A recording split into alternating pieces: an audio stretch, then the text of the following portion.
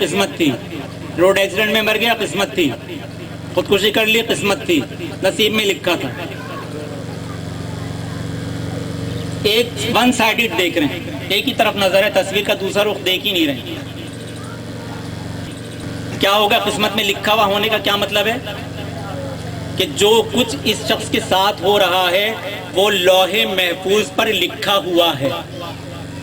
ٹھیک ہے نا؟ یہی ہے نا قسمت کا مطلب.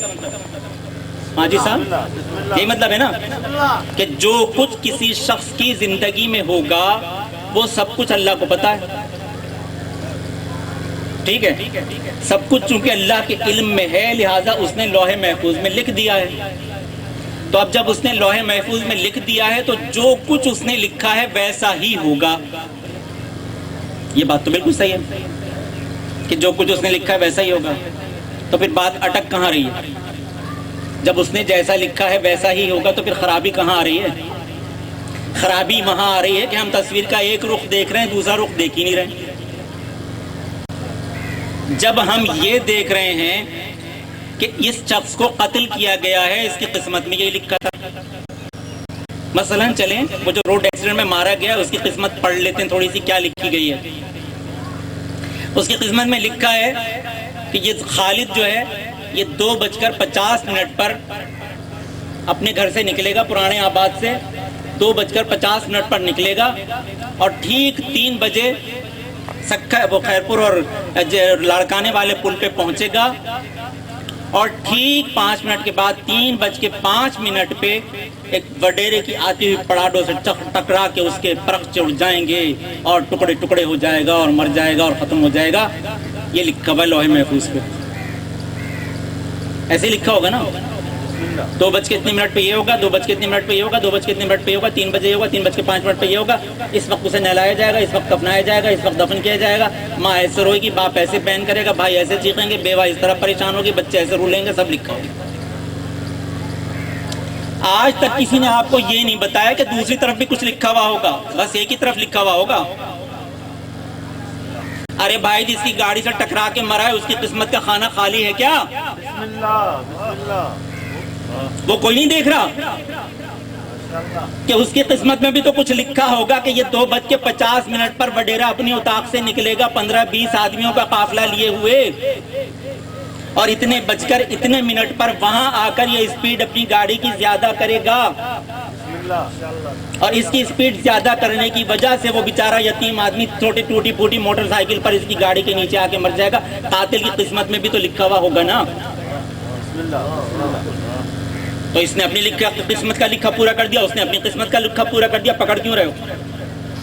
ارے ہر قاتل کو پکڑ کے بند کر رہے ہو، کیوں بند کر رہے ہو بھائی؟ اس نے اپنی قسمت کا لکھا پورا کر دیا. 2:50 پہ اس کے لیے قسمت میں مرنا لکھا تھا، اس کی قسمت میں مارنا لکھا تھا. تو بات ختم ہو گئی. دونوں آدمی نے اپنی قسمت کا لکھا ہوا پورا کر دیا تو قاتل کو پکڑا کیوں جا رہا ہے؟ سب قاتلوں کو چھوڑ دو بھائی، اپنی قسمت کا لکھا پورا کر رہے ہیں، بات ختم. سائن چوری ہو گئی، بیچاری کی قسمت میں لکھا تھا. ارے بھائی اس کی قسمت میں تو چور کی گھر والے کی قسمت میں، بھاگی کی قسمت میں تو لکھا تھا کہ اس کے برتن جائیں، اس کا سونا جائے، زیور جائے. چور کی قسمت میں کیا لکھا تھا؟ اس کی قسمت میں کچھ نہیں لکھا تھا. اس کی قسمت میں بھی تو لکھا تھا نا کہ رات کے 12:30 پر گھر سے نکلے گا، 40 منٹ پر دیوار کودے گا، 50ویں منٹ پر زیور الماری سے نکالے گا اور 2 بجے اپنے گھر خیریت سے واپس پہنچ جائے گا چوری کرنے کے بعد. اس کی قسمت میں بھی تو لکھا ہوا ہے نا. تو اس نے اپنی قسمت کا لکھا پورا کر دیا. چور کا ہاتھ کیوں کاٹوایا جا رہا ہے؟ اللہ اکبر. یہ عادل خدا ہے، یہ عادل خدا کو ماننے والے کہہ رہے ہیں. کیا کہتے ہیں وہ؟ چور سے کہہ رہا ہے چوری کر، بھاگے سے کہہ رہا ہے جانے نہ پائے. یہ تو وہی ہو گیا نا، وڈیرے جیسے کرتے ہیں، پتھاری دار جیسے کرتے ہیں کہ چور سے کہتے ہیں چوری کرو اور بھاگے سے کہتے ہیں، گھر والوں سے کہتے ہیں دیکھو چور آئے گا جانے نہ پائے. تو کیا ہوا پھر؟ دونوں نے اپنی اپنی قسمت کا لکھا پورا کر دیا، پھر ہوا گیا تو بات ساری ختم ہو گئی. اب تو مسئلہ زیادہ الجھ گیا ہے، زیادہ الجھ گیا. ہو بہت گڑبڑ ہو گئی کہ مقتول جو قتل ہو رہا ہے وہ بھی قسمت کا لکھا پورا کر رہا ہے، جو قتل کر رہا ہے وہ بھی قسمت کا لکھا پورا کر رہا ہے. جو ڈوب رہا ہے اس کی قسمت میں ڈوبنا لکھا تھا، جس نے دھکا دیا اس کی قسمت میں دھکا دینا لکھا تھا. جو گٹر میں ڈوب کے مر گیا اس کی قسمت میں گٹر میں ڈوب کے مرنا لکھا تھا، اور جس نے منوس نے ڈھکنا چوری کر لیا تھا اس کی قسمت میں گٹر کا ڈھکنا چوری کرنا لکھا تھا. کوئی مسئلہ نہیں. جو کرنٹ لگ کے مر گیا اس کی قسمت میں تو کرنٹ لگ کے مرنا لکھا تھا، لیکن وابڈا کے نااہل اہلکاروں کے ذلیل ترین لوگوں کی قسمت میں یہ لکھا ہوا تھا کہ وہ تار توڑ کے چلے جائیں اور جب تک کوئی مر نہ جائے جب تک نہ آئے. حادثے کے انتظار میں رہتے ہیں نا، تار گرنے کے بعد جب کوئی مرے گا کم سے کم بھینس تو مر جائے، کسی کی 1.5-2 لاکھ کی تب آئیں گے. فون کیے جاؤ، بتائے جاؤ بھائی تار گر گیا 11,000 وولٹیج کا ہے، 66,000 وولٹیج کا ہے، اتنا قیامت کا ہے، یہ وہ ہے، سنیں گے ہی نہیں جب تک کہ کوئی حادثہ نہ ہو جائے. پوری قوم کی عادت یہی ہے کہ حادثوں کے انتظار میں رہتے ہیں، جب حادثہ ہوتا ہے تو ہوش آتا ہے، جب تک حادثہ نہ آئے ہوش آتا ہی نہیں ہے. اب ہمارے بھائی ماجد صاحب کہہ رہے ہیں کہ مسئلہ پہلے تو تھوڑا مشکل تھا، اب تو زیادہ مشکل ہو گیا. پہلے تو صرف اتنی سی بات تھی اور مطمئن ہو جاتے تھے قسمت پہ ڈال کے. ہر کسی کی نااہلی، ہر کسی کی بد انتظامی، ہر کسی کی سستی، ہر کسی کی نالائقی اور ہر کسی کی بدماشی کو قسمت پہ ڈال کے مطمئن ہو جائے. قسمت جو لکھے لا، ہر کسی کی بدماشی کو قسمت پہ ڈال دیا، بے حیائی کو قسمت پہ ڈال دیا، نالائقی کو قسمت پہ ڈال دیا، غیر ذمہ داری کو، لاپرواہی، کیئر لیسنس قسمت پہ ڈال کے خوش ہو گئے کہ بس قسمت میں جو ہے اچھا. اور اب یہ تو مصیبت آ گئی کہ اس کی قسمت میں تو یہ لکھا ہے، اس کی قسمت میں وہ لکھا ہے، دونوں کی قسمت چل رہی ہے ساتھ ساتھ. یہ تو نہیں ہو سکتا کہ کسی کی قسمت کا کھانا خالی ہو سکتا ہے بھائی. جب طوائف کو ناچ کے لیے جو بلا رہا ہے اپنے بیٹے کی شادی میں مجرے کے لیے، اس کی قسمت میں یہ لکھا ہے کہ وہ طوائف کو ناچنے کے لیے اپنے گھر بلائے گا رات کے 3:40 پر. تو طوائف کی قسمت میں بھی تو کچھ لکھا ہوگا نا. اس کی قسمت میں بھی تو لکھا ہوگا اتنے بج کے اتنے منٹ پہ گھنگرو باندھے گی، اتنے بج کے اتنے منٹ پہ میک اپ کرے گی، اتنے بج کے اتنے منٹ پہ کار میں بیٹھ کے چلی جائے گی، اتنے بج کے اتنے منٹ پہ رقص کرے گی اور اتنے بج کے اتنے منٹ پہ گر پڑے گی رقص کرتے کرتے. تو بھائی سب اپنی اپنی قسمت کا لکھا پورا کر رہے ہیں. پریشانی کس بات کی؟ یہ مار پیٹ، یہ ایک دوسرے پر الزام تراشی، یہ پکڑ دھکڑ، یہ سزائیں، یہ سب کیا ہو رہا ہے؟ نہ چور کوئی رہا، نہ کوئی ڈاکو رہا، نہ کوئی طوائف رہی، نہ کوئی زنا رہا، نہ کوئی شراب رہا، نہ کوئی کچھ رہا. سب اپنی اپنی قسمت کا لکھا پورا کر رہے ہیں. بات ختم. کیوں سزا دے رہے ہو؟ بالکل ایسا ہی ہوگا جیسا لکھا ہوا ہے. میں دوبارہ یہ الفاظ دو رہا ہوں، بالکل ایسا ہی ہوگا جیسا کہ لکھا ہوا ہے. اتنے بج کے اتنے منٹ پہ یہ ہوگا، اتنے بج کے اتنے منٹ پہ یہ ہوگا، اس دن پیدا ہوگا، اس دن مرے گا. پوری زندگی لکھی ہوئی ہے لوح محفوظ پر. غلطی ہم سے یہ ہوتی ہے کہ ہم یہ سوچ رہے ہیں کہ جو کچھ لکھا ہوا ہے وہ ہم سے کروا رہا ہے. یہ ہے حماقت، جہاں جا کے گوٹ پھنستی ہے. اس نے تو اس لیے لکھا ہے کہ یہ ہونا ہے، اس کا لکھا ہوا تھوڑی کروا رہا ہے. اس نے تو اس لیے لکھ دیا کہ اس کے علم میں ہے ایسا ہوگا. اب اس کے لکھنے نے مجبور تھوڑی کر دیا. یہ بھی بغیر مثال کے نہیں سمجھ میں آئے گی. اللہ اکبر. میں نے آپ سے کہا کہ میں بھی لکھ کر دیتا ہوں. میں نے یہاں پرچے پر لکھ دیا کہ آپ کے گھر کے صحن میں خزانہ دفن ہے. 15 کلو سونا بنیے گئے تھے تو دفن کر گئے. اس گاؤں سے تو بنیے گئے نہیں ہوں گے، یہاں تو کبھی بنیے رہے ہی نہیں. گئے؟ اچھا دیکھیے بتا رہے ہیں کہ بنیے گئے ہوئے. تو بنیے مطلب گئے کسی گھر سے، تو بنیے بہت سونا ہونا دبا کے گئے تھے نا اس زمانے میں جب یہ پاکستان کی تحریک چلی تھی. تو میں نے کہا ان سے، اپنے حضرت طاہر بھائی سے، اطہر بھائی سے، کہ سائیں ذرا جائیں اپنے گھر میں جا کے زمین تو کھود کے دیکھیں صحن میں آپ کے 15 کلو سونا دفن ہے. میں لکھ کر دے رہا ہوں کاغذ پہ کہ آپ کے گھر کے صحن میں 15 کلو سونا دفن ہے. انہوں نے وہ 15 کلو سونا نکال لیا، وہاں پہ دفن تھا، وہ ان کو مل گیا. ان کو سونا میرے لکھنے نے دلایا یا میں نے لکھا اس لیے کہ یہ سونا ان کو ملنا تھا؟ میں نے تو اس لیے لکھا کہ مجھے پتا تھا ملنا ہے، میں نے تھوڑی دلوایا ہے. میرے لکھنے کی وجہ سے نہیں. میں یہاں پہ لکھ دوں کہ ابھی یہ کنویں میں چھلانگ لگا کے خودکشی کر لیں گے میرے لکھنے سے. سونا تو نکال لیا، کنویں کیوں نہیں کود رہے میرے لکھنے سے؟ بھائی سونا تو نکال لیا اور میں ان سے کہہ رہا ہوں دریا سندھ میں چھلانگ لگا دیں. آپ کو تیرنا نہیں آتا پھر بھی میں نے لکھ دیا یہاں چھلانگ لگا کے مر جائیں گے. وہ کہہ رہے ہیں میں کیوں لگاؤں چھلانگ؟ بھائی میرا دماغ خراب ہوا میں چھلانگ لگاؤں؟ تو میرے ایک لکھنے پہ عمل ہو رہا ہے، دوسرے لکھنے پہ عمل نہیں ہو رہا. یہ کیا ہو رہا ہے؟ لکھنا نہیں مجبور کر رہا ہے، اس نے تو اس لیے لکھا کہ ہونا تھا. آپ خود کہتے ہیں सामने गड्ढा खुदा हुआ है, सामने से लड़का गुजर रहा है, आप कहते हैं आने दिसदा ये चंडरो छोकरो आ ना ये किरण दो बनना नहीं ना जी टंग, कहते नहीं कहते, और वो लड़का गिरेगा और टांग टूटेगी, आपने तोड़वा दी। अरे भाई आप थोड़ी करवा रहे हैं, आप तो चूंकि आपको इल्म है कि ये होगा तो आप सिर्फ इल्म का इजहार कर रहे हैं। अल्लाह ताला ने सिर्फ अपने इल्म का इजहार किया है, वरना किसी के ऊपर उसने जबरदस्ती नहीं की है कि उसको ये करना है। चूंकि वो ये करेगा इसलिए लिखा है कि ऐसा ऐसा करेगा, मेरे करने से नहीं कर रहा, लिखने से नहीं कर रहा है। तो ये जनाब देखिए कितने बहुत बहुत सारे तसव्वुरात मशहूर हो गए कि जनाब जो भी होगा किस्मत में ऐसा होता है, किस्मत में होगा तो चले जाएंगे, किस्मत में होगा तो कर लेंगे। हर काम किस्मत से हो रहा है, हज किस्मत से हो रहा है। अल्लाह अकबर। और कितना फख्र करते हैं जो लोग हज के लिए जाते हैं और जो ज़ियारत के लिए जाते हैं, अल्लाह अकबर।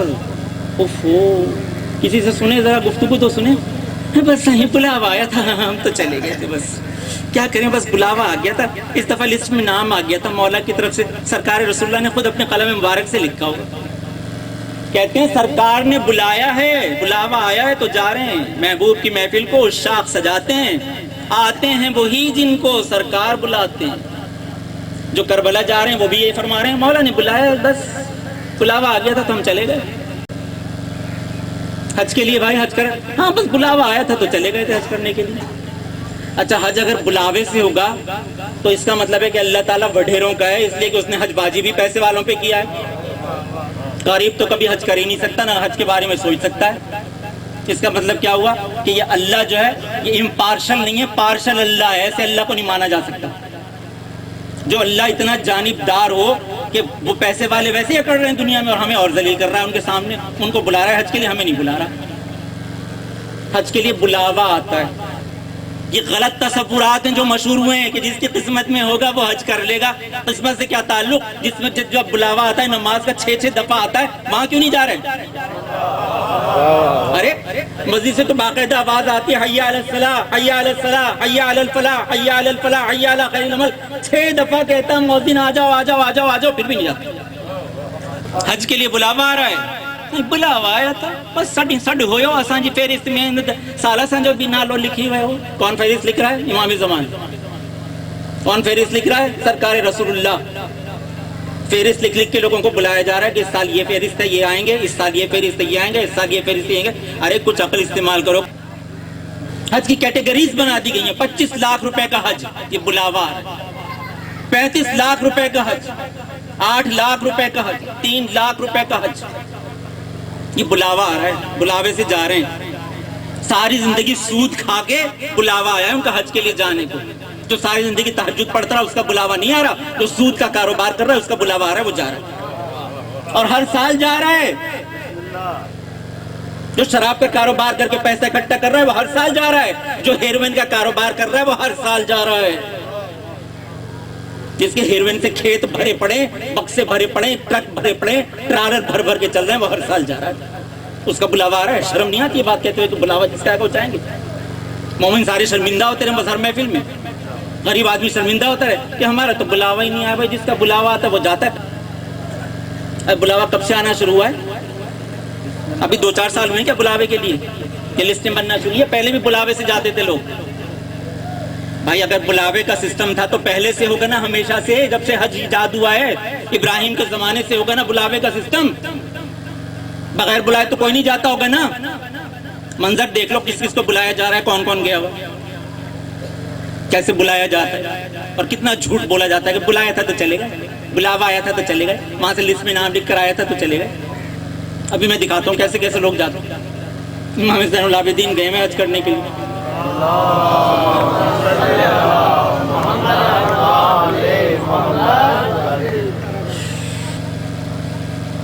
उनके साथ जो साहबी हैं उनके साथी, उन्होंने देखकर कहा, मौला इन सालता वधीक हाजी आया वडो हाजियन जो रशा वडो हुजूमा वडो मजमू लगो पे हो, छा रौनक छा मजमू। साहबी ने कहा, मौला इतने हो जी, इससे पहले तो मैं आपके साथ हज के लिए आया तो मैंने नहीं देखा। मौला तो बहुत किया, 25, 30, 40, 50 कितने हज किए जब तक रहे हज करते रहे।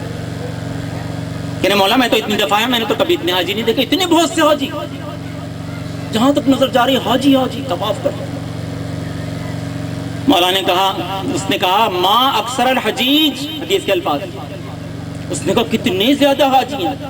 مولا نے فرمایا اقل الحجیج و اکثر الزجیج، حاجی کم ہے، شور زیادہ ہے۔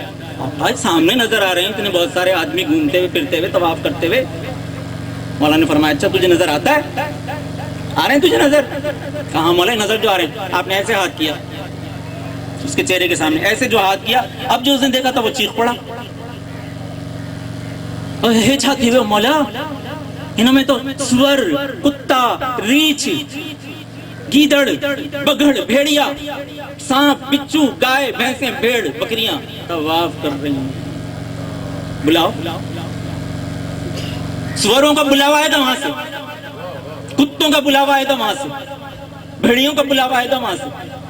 تاریخ سے کھرچ دو یہ واقعات، یا تاریخ سے یہ واقعات کھرچ دو، یا اپنے دماغ سے بے بنیاد نظریات کھرچ دو، دونوں میں سے ایک کام کرنا پڑے گا۔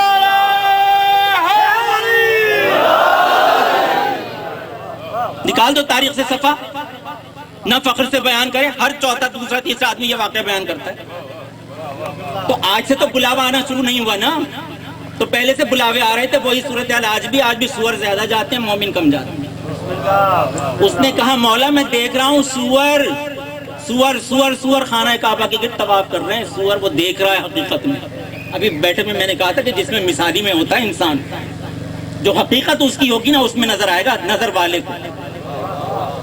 جی ایک پیر صاحب کے لیے مشہور ہے، بزرگ کے لیے، شریعت کے لیے، کہ وہ ہر وقت اپنی آنکھیں بند رکھتے تھے۔ تو کسی نے ان سے کہا کہ آقا آپ تو دیکھنے والے ہیں، آپ اپنی آنکھیں کیوں بند رکھتے ہیں؟ آپ کوئی نابینا تھوڑی ہیں؟ کہنے لگے کسے دیکھوں؟ جب بھی آنکھ کھولتا ہوں کوئی سور آتا نظر آتا ہے، کوئی بھیڑیا آتا نظر آتا ہے، کوئی گدھا آتا نظر آتا ہے، کوئی بچھو آتا نظر آتا ہے، کسے دیکھوں؟ آنکھیں بند کر لی میں نے، نہ کوئی میں آنکھیں کھولوں گا نہ کسی ذلیل کو دیکھوں۔ حج کے لیے وہ جائے گا جس کا بلاوا آئے گا، زیارت کے لیے وہ جائے گا جس کا بلاوا آئے گا، جس کی قسمت میں ہوگا وہ جائے گا زیارت کے لیے، جس کی قسمت میں ہوگا وہ جائے گا حج کے لیے۔ اچار کے نیچے افیم بھر کے جا رہے ہیں زیارت کے لیے، ان کا بلاوا آیا ہوا ہے۔ بسم اللہ جی، کھٹان اچار کی برنی لے کے جا رہے ہیں، نیچے ہیروئن رکھی ہوئی ہے، جا رہے ہیں زیارتوں کے لیے، جا رہے ہیں حج کے لیے، ان کا بلاوا آ رہا ہے۔ ایسے لوگوں کا بلاوا آ رہا ہے، ہم جیسے غریبوں کا بلاوا ہی نہیں آتا۔ بلاوا کس چیز کا آ رہا ہے؟ حج کے لیے بلاوا آ رہا ہے، زیارت کے لیے بلاوا آ رہا ہے۔ کتنا غلط تصور ہے۔ ابے بھائی حج واجب ہوگا اس پر، جس کے پاس پیسے ہوں گے وہ حج نہیں کرے گا تو مستقل حرام میں مبتلا رہے گا، اس کا پیسہ نجس ہوتا رہے گا، جب تک حج نہیں کرے گا عذاب میں مبتلا رہے گا۔ کہاں آ رہا ہے بلاوا؟ ایک واجب ہے، ایک فرض ہے، کرنا ہے، بات ختم ہو گئی، بس تمہارے اوپر ہے، کرو یا نہ کرو۔ نہیں کرو گے تو ذلیل و خوار ہوگے، مرنے کے بعد تمہاری اولاد کرواتی پھرے گی، پھر وہ قرضہ اتارتی پھرے گی، نہیں کرو گے تو جہنم میں جاؤ گے، کرنا ہے تو کر لو، جاؤ۔ نماز کے لیے بلاوا نہیں آ رہا، روزے کے لیے بلاوا نہیں آ رہا، زکوٰۃ کے لیے بلاوا نہیں آتا، خمس کے لیے نہیں بلاوا آتا۔ کوئی خاص طور پہ کہے کہ میاں خمس بھی نکال دو ذرا، بہت پیسہ اکٹھا کر لیا ہے۔ حج کے لیے بلاوا آ رہا ہے، زیارت کے لیے بلاوا آ رہا ہے، بلاوا آ رہا ہے تو جا رہے ہیں، بلاوا نہیں آئے گا تو نہیں جائیں گے، قسمت میں ہوگا تو چلے جائیں گے۔ کوئی قسمت سے تعلق نہیں ہے، تمہارا اپنا عمل ہے، اس پر جزا و سزا ہے، کرو گے ثواب ملے گا، نہیں کرو گے عذاب ملے گا۔ حج تمہارے اوپر واجب ہے، جس کے اوپر واجب ہے وہ نہیں کرے گا تو عذاب میں گرفتار ہوگا۔ جو خمس نہیں دے گا اس کا پیسہ حرام میں مبتلا رہے گا، جو حج نہیں کرے گا اور اس کے پاس اتنا پیسہ ہے عذاب میں مبتلا رہے گا، اس کا پیسہ حرام ہو جائے گا۔ کتنے غلط تصورات، کہتے ہیں جوڑے آسمانوں پر بنتے ہیں۔ بسم اللہ جی، قسمت ہے میرا موضوع، بسم اللہ بسم اللہ۔ جوڑے آسمانوں پر بنتے ہیں، کارڈوں پہ لکھا ہوا آتا ہے the couple settled in heaven، جنت and celebrated on earth۔ جوڑے جنت میں سیٹل وہ ہوتے ہیں، بنائے جاتے ہیں اور یہاں سیلیبریٹ کیا جاتا ہے، اس کی صرف تقریب پذیرائی یا تقریب کیا کہنا چاہیے ملاپ ہوتا ہے، تقریب وصل، جس کو اچھے لفظوں میں کہہ لیا جائے، ادبی لفظوں میں تقریب وصل یہاں ہوتی ہے۔ باقی جوڑے تو آسمانوں پہ بنتے ہیں، جوڑے اللہ بناتا ہے۔ اب اس جوڑا بننے پہ ہوتا ہے جب یہ محاورہ آتا ہے، نیاਣੀ جو نصیب بابا وڈیرا بیٹھا ہوا ہے، گھر کا بڑا، میں وڈیرا کوئی خدا نہ خواستہ اس معنی میں نہیں کہہ رہا ہوں جو غلط معنی میں استعمال ہوتا ہے، گھر کا بڑا، جو ہمارے یہاں سندھ کا رواج ہے۔ کیا رواج ہے؟ کہ ایک جناب تھت ہوتی ہے، ایک وراثت ہوتی ہے، تھت ہوتی ہے کہ جناب جو ہمارے خاندان کا بزرگ ہے وہ آ کے بیٹھ جائے گا اور اس کے بعد وہ بچیاں تقسیم کرنا شروع کرے گا. سائیں ہے جے کا ہے نا غزالہ ہے ماں ہونا کے ڈینی جے کا ہے شبانہ ہے نا ہے ماں ہنا کے ڈینی او ہے ہونا کے ڈینی ہے ہونا کے ڈینی ہے ہونا کے ڈینی. हाणे साईं नियाणी जो नसीब कंहिंजे क़िस्मत में मंडो अची वियो, कंहिंजी क़िस्मत में अंधो अची वियो, कंहिंजी क़िस्मत में जाहिल अची वियो, कंहिंजी क़िस्मत में कारो अची वियो, कंहिंजी क़िस्मत में अछो अची वियो. बिस्मिल्लाह. जोड़े तो भाई आसमान पे बनते हैं, आसमानों पे जोड़े बनते हैं. तसव्वुर तो देखें, इतना गलत तसव्वुर के जोड़े आसमानों पर बनते हैं. कुछ खुदा का खौफ करो, इतने गंदे जोड़े आसमान पे बनेंगे. अल्लाह ने मैरिज ब्यूरो नहीं खोला हुआ है और ना अल्लाह ताला गलत जोड़े बनाता है. जब मैं अपनी बच्ची की शादी करूंगा मैं क्या चाहूंगा कि तलाक हो जाए. जब कोई अपने बेटे की शादी करेगा तो क्या चाहेगा, घर बिगड़ जाए. कोई मुनासिबत नहीं देखूंगा. अल्लाह तो 70,000 माओं से ज्यादा मेहरबान है बंदों के ऊपर. इतने गलत गलत जोड़े बना रहा है, रोज तलाकें हो रही हैं. नहीं, या तो ये कहें कि सिर्फ आपके जोड़े बनाता है वो, पाकिस्तान हिंदुस्तान के शियों के जोड़े बनाता है, बस मुसलमानों के यूरोपियंस के जोड़े वो नहीं बनाता. या तो तफरीक कीजिए कि भाई इतने जोड़े वो बनाता है, इतने नहीं बनाता. और अगर यूरोपियन के जोड़े बनाता है तो मैं समझता हूँ आप में से कोई इतना जाहिल नहीं कि रोज अखबार न पढ़ता, उसे पता ना हो कि अमेरिका में तलाक की शरह क्या है. अभी शादी हुई तीसरे दिन तलाक, अभी शादी हुई तीसरे दिन तलाक. धड़ाधड़ तलाकें हो रही, धड़ाधड़ तलाकें हो रही, धड़ाधड़ तलाकें हो रही. अल्लाह जोड़े बनाता है. ये नहीं सोचता कि इतना नामुनासिब जोड़ा बनाऊंगा. अल्लाह जोड़े बनाता है. 80 साल का बुढ़ा 18 साल की लड़की के साथ उसकी शादी हो रही, अल्लाह जोड़े बनाता है. अल्लाह जोड़े बनाता है. 8 साल का लड़का 35 साल की औरत के साथ उसकी शादी की जा रही है और कहते हैं जोड़े तो भाई अल्लाह बनाता है, अल्लाह किस्मत में उसकी चाहिए. अरे उस 35 बरस की पूरी पक्की औरत के साथ जो 8 साल का लड़का कमरे में रहेगा और हमारे यहाँ के रिवाज के लिहाज से एक ही बेड इस्तेमाल करेगा, एक ही बिस्तर पर रहेगा, तो उस लड़की का कोई अंदाजा लगा सकता है कि उस पर क्या क़यामत गुजरेगी हर रोज? कोई कर सकता है अंदाजा उसकी नफ्सियात का कि क्या क़यामत बर्पा हो जाए, उसकी यहाँ नफ्सियात कितनी तबाह हो जाएगी, कारी के केस क्यों नहीं होंगे फिर? उसके साथ कितना बड़ा जुल्म हो रहा है ये. कहते हैं जी जोड़े आसमानों पर बने. अरे आसमानों पर चंद जोड़े बने थे. जो जोड़े आसमानों पर बनते हैं वो आइडियल कपल्स होते हैं.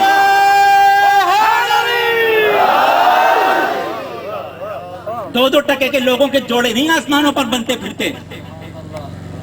वो बादशाह है, बादशाहों के यहाँ रिश्ते चंद लोगों के, बड़े बड़ों के होंगे, बादशाहों के शहजादों के रिश्ते होंगे. वहां नौकरों के गुलामों के रिश्ते महलों में नहीं होते. बादशाह है वो.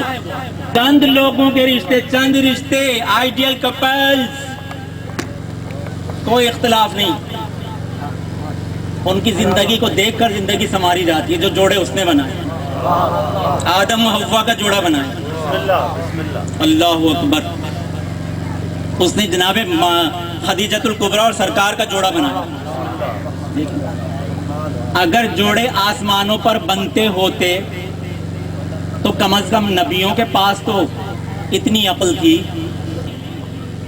या नबियों का तो इतना अल्लाह लिहाज करता कि उनको तो ढंग के जोड़े बना देता. अरे हजरत लूत को कैसी बीवी मिली, हजरत नूह को कैसी बीवी मिली? कुरान ने कहा है खानतहुमा, उन दोनों ने खयानत की, दोनों को लानत की, दोनों पर कुरान ने. हजरत लूत की बीवी और हजरत नूह की बीवी, दोनों बीवियों पर लानत की कुरान ने. ये कैसा अल्लाह है, कैसे जोड़े बना रहा है? अपने घर के बंदों के, अपने नुमाइंदों के भी सही जोड़े नहीं बना सकता. इतने खराब जोड़े बना दिए. और अब समझ में आया कि कभी नबी ऐसे रिश्तों में क्यों फंस जाते हैं जिनके लिए कोई ये कहे कि क्यों कर ली थी शादी, क्या जरूरत थी, ना करते तो कौन सा फर्क पड़ता. इसलिए करते हैं कि बता दें कि शादी तुम अपने इख्तियार से करते हो तो जैसी लड़की से शादी करोगे वैसा ही भुगतोगे. हमारा दखल नहीं होता. जहां हमारा दखल होता है वहां आइडियलिज्म होता है. आइडियल जोड़ा जनाब खदीजा और सरकार दो जाओ मासूमा कौनैन मौला अमीरुल मोमिनीन.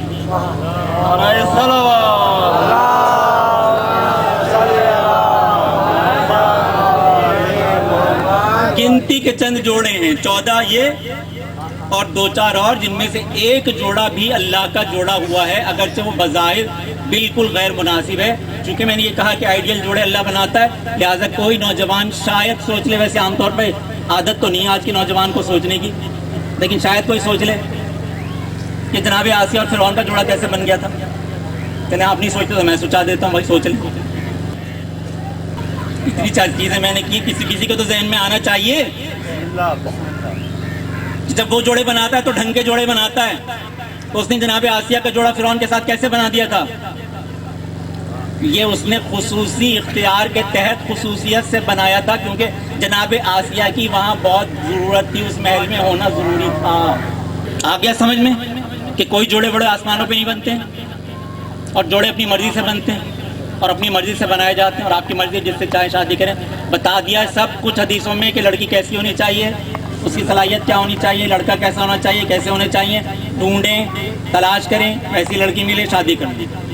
کوئی آسمان واسمان پہ جوڑا نہیں بن رہا، نہ بنا ہے نہ بنے گا. جن کے جوڑے بن چکے، جن کے بننا تھے ان کے جوڑے اللہ تعالیٰ نے بنا لیے، صرف چند جوڑے آسمانوں پہ بنتے ہیں. ایک احمقانہ تصور تھا جو میں نے ختم کر دیا. اب سب سے خطرناک بات کی طرف آ رہا ہوں. اوئے ہوئے، کیا کہتے ہیں جی؟ یہ ڈاکٹر بن گیا، اس کی قسمت میں لکھا تھا. یہ انجینئر بن گیا، اس کی قسمت میں لکھا تھا. اچھا، اس کی قسمت میں تو ڈاکٹر بننا لکھا تھا. بھائی اس میں کون سی خوبصورت باتیں تھیں جو اللہ تعالیٰ نے اسے ڈاکٹر کے منتخب کر لیا؟ اس میں کیا صلاحیت تھی بھائی؟ عادل خدا ہے تو اس سے پلٹ کے کوئی پوچھ لینا، ڈاکو کو ڈاکٹر کیوں بنا رہا ہے؟ جو لوگوں کو لوٹ رہا ہے، 1,000 روپے روز فیس لے رہا ہے، 1,500 روپے روزانہ فیس لے رہا ہے، 2,000 روپے اسے بنا دیا ڈاکٹر. اور شریف آدمی کو کیا بنا دیا؟ موچی. سب اللہ بنا رہا ہے. موچی بھی اللہ بنا رہا ہے، نائی بھی اللہ بنا رہا ہے، دھوبی بھی اللہ بنا رہا ہے، ڈاکٹر انجینئر بھی اللہ بنا رہا ہے، مولوی علامہ بھی اللہ بنا رہا ہے. جو کچھ کر رہا ہے اللہ کر رہا ہے. تو کوئی موچی پلٹ کے پوچھ نہیں سکتا کہ بھائی میرا کیا قصور تھا جو تو نے مجھے موچی بنا دیا؟ اتنے غلط آدمی کو ڈاکٹر انجینئر بنا دیا، اتنے اچھے اچھے لوگوں کو موچی نائی دھوبی بنا دیا. یہ پوچھ نہیں سکتا.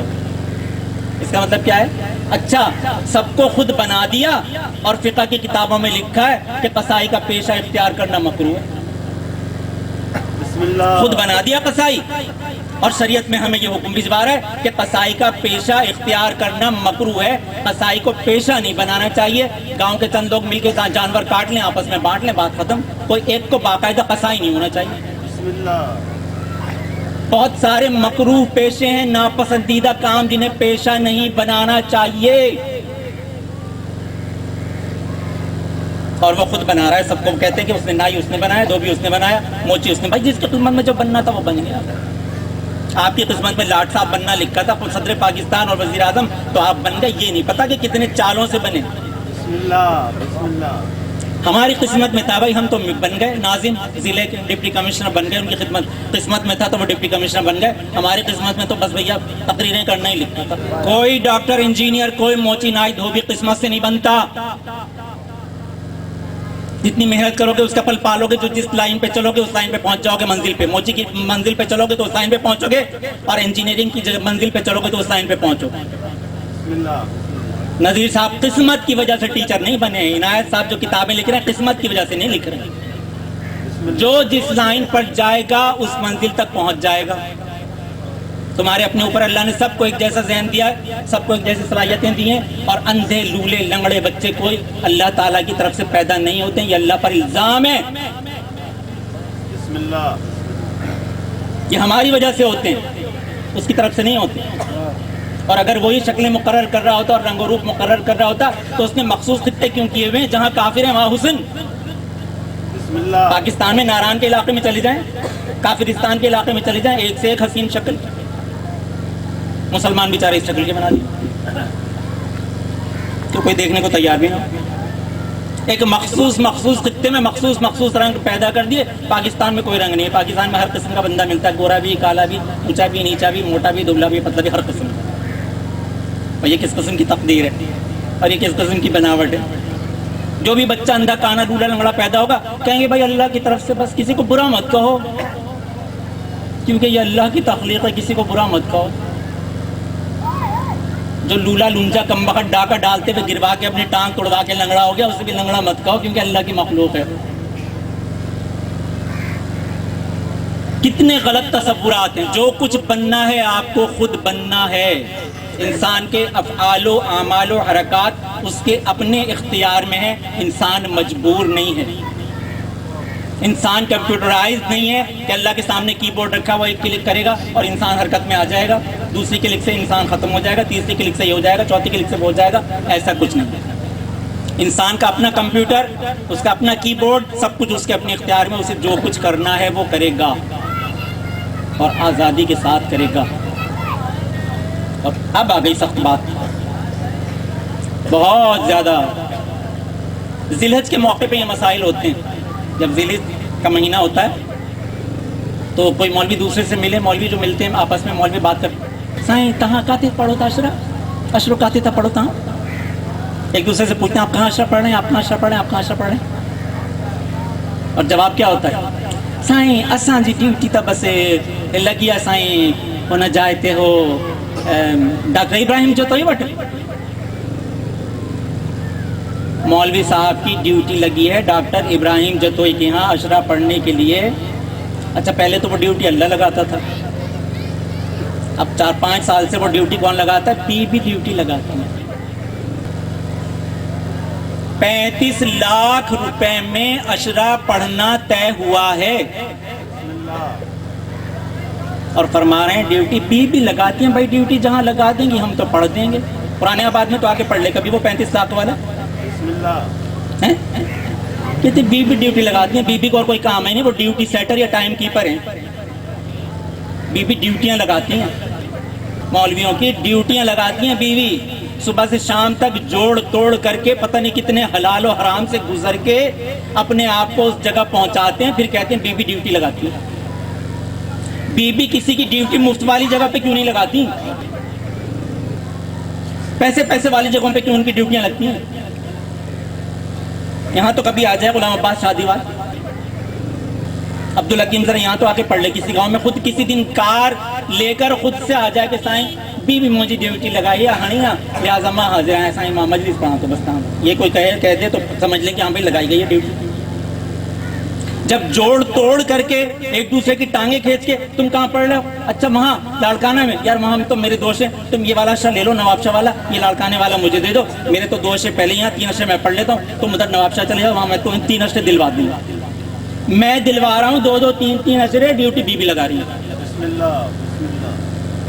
اور یہ اتنا پیسہ بھی بی دلوا رہی ہیں۔ 35 لاکھ روپے میں اشرا، 1.5 لاکھ روپے میں مجلس، 1 گھنٹے کی مجلس 1.5 لاکھ روپے میں، ذرا اندازہ تو کریں پر منٹ کتنا پیسہ لیا۔ یہ ڈیوٹی بی لگا رہی ہیں، اور ڈیوٹی بھی عام طور پہ ان لوگوں کی ایسی مہنگی مجلسوں میں لگتی ہے جن کے یہاں نہ خمس کا کوئی تصور ہے، نہ زکوٰۃ کا کوئی تصور ہے، نہ نماز کا کوئی تصور ہے، کسی چیز کا تصور ہی نہیں ہے۔ ڈیوٹیاں بھی ان لوگوں کی لگ رہی ہیں، وہی جیسے حج کا بلاوا ہے، ڈیوٹی لگائی گئی تو بھائی ہم چلے گئے، ہماری تو ڈیوٹی لگ گئی تھی وہاں، اور مومن بے وقوف بن رہے ہیں۔ مولوی خوش ہو کے کہہ رہا ہے، جاگے خوش ہو کے کہہ رہے ہیں یہاں سے نہیں تھا بس ڈیوٹی لگی ہوئی۔ ایک صاحب مجھے بتا رہے تھے کہ منڈی بہاؤدین میں اشرا پڑھ رہا ہوں، 13 لاکھ روپے میں، بس کیا کریں بی بی نے ڈیوٹی لگا دی، بی بی نے ڈیوٹی لگا دی ہے 13 لاکھ روپے میں اشرا پڑھنے کے لیے منڈی بہاؤدین۔ بیچارے مولانا مقبول احمد صاحب کو پتہ نہیں 15,000 دیے جائیں گے کہ نہیں دیے، ان کی کبھی نہ ڈیوٹی لگی منڈی بہاؤدین میں 15 لاکھ روپے کے اشرے، دیکھیں کس دن ڈیوٹی لگتی ہے۔ اب وہ تو ڈیوٹی پر ان کی ہے کہ جب وہ ڈیوٹی لگائیں گی تب قسمت سدھرے گی ہماری۔ اللہ اکبر۔ تو آخر اللہ تعالیٰ قاتل کو روک کیوں نہیں لیتا؟ ختم کر رہا ہوں بات کو، یہ تو ہے نا اس کے اختیار میں، فارغ تو نہیں بیٹھا ہوا۔ چوری ہو رہی ہے روک کیوں نہیں لیتا؟ ڈاکہ پڑ رہا ہے کیوں نہیں روک لیتا؟ آپ تو رینجرز والے کھڑے کر دیں، سپاہی کھڑے کر دیں، فوج کھڑی کر دیں، کچھ بھی کر دیں، ڈاکہ پھر بھی پڑے گا۔ اللہ روک کیوں نہیں لیتا؟ کم سے کم اتنا تو کہنا چاہیے کہ بھائی زلزلہ آئے تو روک لے، طوفان آئے تو روک لے، سیلاب آئے تو روک لے، خدا نہ خواستہ کسی نے دریائے سندھ کا بند ٹوٹا تو آباد میں کچھ بھی نہیں بچے گا۔ روک کیوں نہیں لیتا اللہ تعالیٰ؟ کتنا تو کر سکتا ہے نا کم سے کم۔ دیکھیے دونوں عقیدے جو میں نے بتایا تھا، مفوضہ کا عقیدہ بھی ختم ہو رہا ہے یہاں پر، اس لیے آخر میں بتا رہا ہوں، اور مجبرہ کا عقیدہ تو ختم ہو ہی چکا.